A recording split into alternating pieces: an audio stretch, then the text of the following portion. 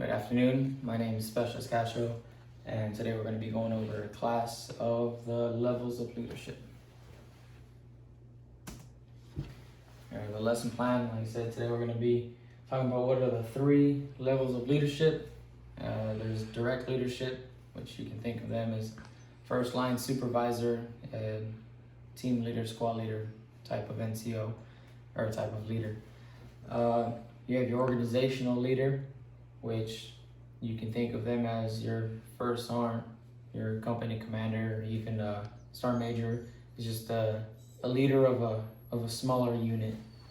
And lastly, we have the strategic leadership, and those leaders can be thought of as behind the scenes big army leaders.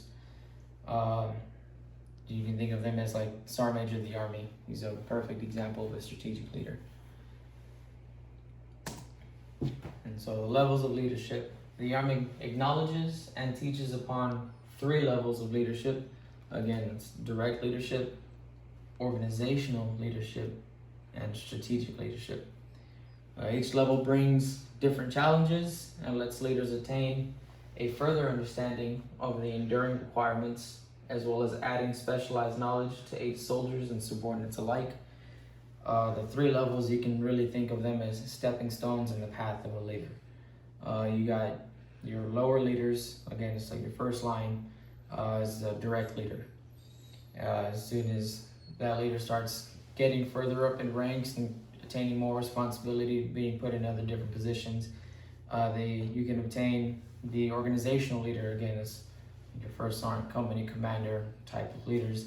And then your last level of leadership is your strategic leader. Again, big army. Think big army leaders when you think of strategic leadership.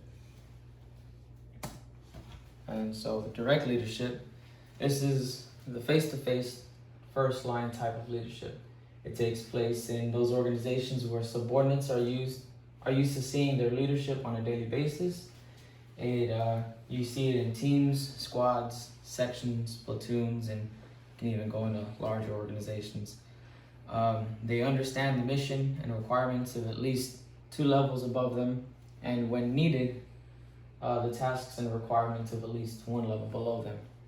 And you think of them as a squad leader, your team leader, your section leader. These are the people that are out in the motor pool when you're maintaining your vehicles. They're out there helping you do it. They're showing you the ropes of how to become a direct leader. They're the ones that are you're PMCSing, they're PMCSing with you. You have a question, they have the answers for it, and if they don't have the answer, they'll go find it for you.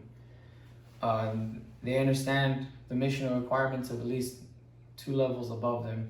You can think of this in a combat aspect. If the leaders above you are for some reason taken out during combat, that first line, that direct supervisor, has to be able to continue and accomplish the mission, and he can't do that if he doesn't know their mission set and the requirements needed to be one of those leaders.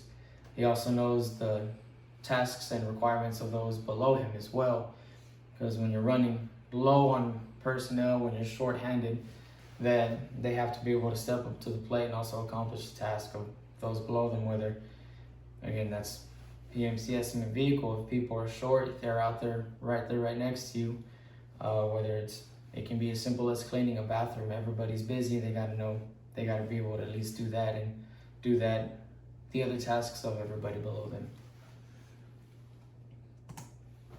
You have your organizational leadership. They influence several hundred people indirectly, generally through more levels of subordinates than direct leaders. They usually operate within the responsibility of various functions, such as a combined arms operation. They're not present on a daily basis, but they do try to make time to interact with subordinates on a regular basis. And they use the inputs of the subordinates to make decisions regarding the unit they are responsible for. Again, these are like your company commander, first sergeant type of positions. The way that they lead and the way that this level of leadership it's really done is through your subordinates. They're more behind the scenes, so they'll use the direct leaders.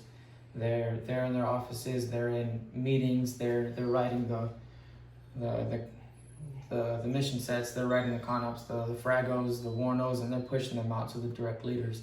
and they're more in the back.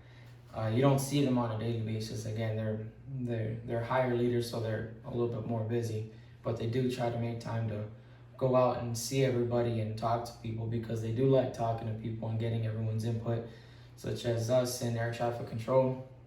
Our command team will come out once every couple weeks or whenever they can, and they'll go up to our towers and make sure everybody's squared away, doing the right thing, and they'll ask us questions. And where most people think they're asking random questions, they're really asking because a decision is going to have to be made here soon for the unit, and they do use those inputs that everybody's giving them to ensure that the decision they make is in favor of their unit, because no leader wants to deplete morale because they're making all the wrong decisions. Then you have your strategic leadership. This includes military and DA civilian leaders at the major command through the Department of Defense levels. Strategic leaders are responsible for large organizations. They apply all core competencies that were obtained and absorbed when they were direct and organizational leaders. Rank does not determine the difference between a direct and organizational leaders, but positions do. And they consider congressional hearings, Army budget constraints, new system acquisitions, civilian programs, research, development, and inter-service cooperations. So again, these are like the Sergeant Major of the Army. You can even take the rank of Sergeant Major as an example. That's the rank, but position-wise is where the organization or the strategic leader comes in. A Sergeant Major of a normal unit and a Sergeant Major of the Army have two completely different responsibilities, two different mission sets, but they're both, at the end of the day, a Sergeant Major. The strategic leader has the more responsibility and the more tasks, as where the organizational leader does not. They're the ones that are making the big decisions, the Army-wide decisions, and they're the ones making changes to the Army. And most of the time, they don't even see their changes implemented when they're in that position. By the time that things start rolling and things start changing, they're already out of the position, and many times even out of the military. But they're the reason for the certain climate in the military. Some climates are faster paced, some climates are slower paced, but these are the people that are really making those decisions. And do I have any questions at all?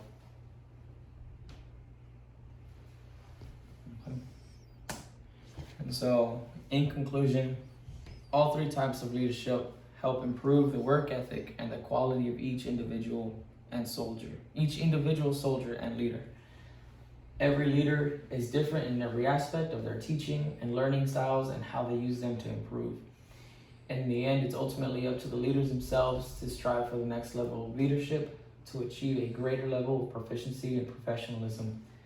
Again, nobody wants to be that leader that stays in the direct leadership, even below that.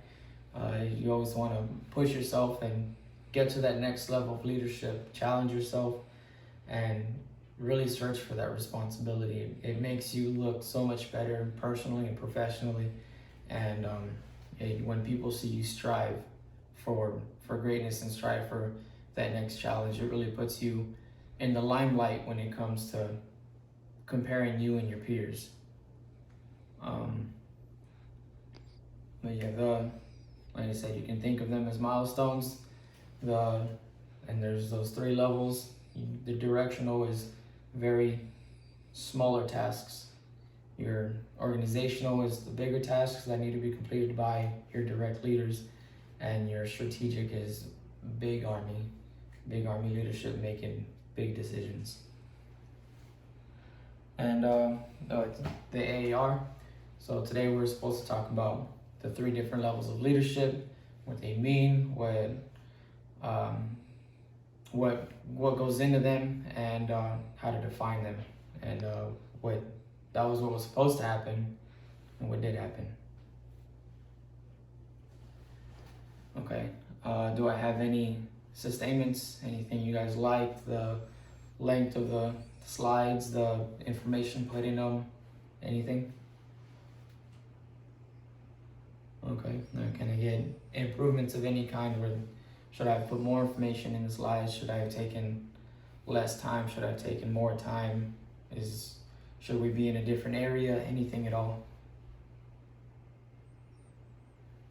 Okay. And that's it. Again, thank you for the class. I appreciate time and everybody paying attention.